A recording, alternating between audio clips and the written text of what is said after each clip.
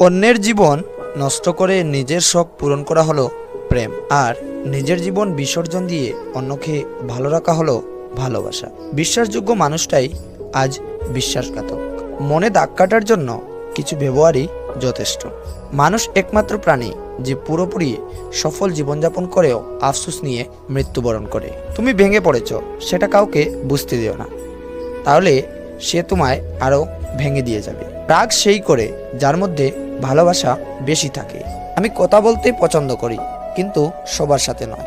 যে আমাকে মনে রাখে একমাত্র তাদের সাথেই কথা বলি। যাকে হারানোর সবচাইতে ভয় বেশি, সেই সবার আগে হারিয়ে যায়। মেয়েরা প্রথম দিকে যাদের পাত্তা দেয় না, শেষে তাদেরই প্রেমে পড়ে। ভুল মানুষকে ভুলে যাওয়াই উত্তম। সব মেয়ে টাকার পাগল হয় না, কিছু কিছু মেয়ে একটু ভালোবাসা পেলেই খুশি।